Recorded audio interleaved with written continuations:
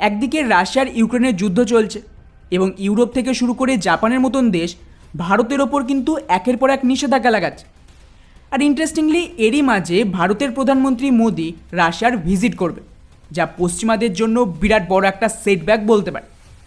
কেননা লাস্ট কয়েক বছর ধরে ইউক্রেন যুদ্ধের কারণে প্রধানমন্ত্রী মোদি রাশিয়ার ভিজিটকে পুরোপুরি ক্যান্সেল করে দিয়েছিল। কিন্তু যেভাবে আমেরিকা কন্টিনিউয়াসলি ভারতকে ব্ল্যাকমেলিংয়ের চেষ্টা করছে, তাকে মাথায় রেখে এই ভিজিটকে প্ল্যান করা হয়েছে। ইন্টারেস্টিং ব্যাপার হলো এই ভিজিটে দুই দেশের মধ্যে বিরাট বড় লেভেলে একটা মিলিটারি ডিল সাইন করা হবে, যেখানে রাশিয়াকে ভারতীয় মিলিটারি বেসের পুরো অ্যাক্সেস দেবে ভারত। আর শুধু তাই নয়, যদি রাশিয়া ভারত মহাসাগরে নিজেদের নেভিকে ডিপ্লয় করে, সেক্ষেত্রে কিন্তু ওদের রিফিউলিং থেকে শুরু করে ফুড সাপ্লাই, মেনটেনেন্স আর রিপেয়ারিং সহ সব ধরনের সাপোর্ট ভারতীয় ফোর্সের তরফ থেকেই দেওয়া হবে। আর স্বাভাবিকভাবেই আমেরিকার বিরুদ্ধে এটা ভারতের চেকমেট ছিল